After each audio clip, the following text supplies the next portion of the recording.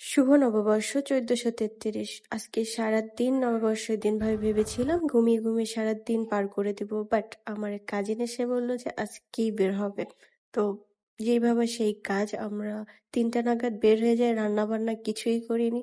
BM কলেজে ভেবেছিলাম দেখি কিছু হয় কিনা, তো ওইখানে কনসার্টের মতো কিছু একটা হয়েছিল, পুরো বিএম কলেজটাই ফাঁকা, কোনো রমণী নেই, কেউ নেই, একদম এই দিকটা পুরোপুরি ফাঁকা। তো তারপর আমরা দুপুরের খাওয়া দাওয়ার জন্য চলে যাই হাজি কাচ্চি বিরিয়ানিতে।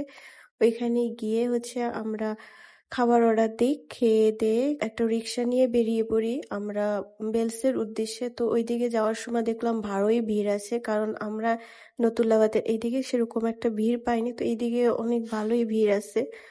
তো রাস্তায় যেতে যেতে অনেক টুকিটাকি রমণী দেখলাম, বেলসে গিয়ে দেখি হায় আল্লাহ, এখানে তো প্রচুর প্রচুর প্রচুর মানুষ, এত ভিড় এইখানে।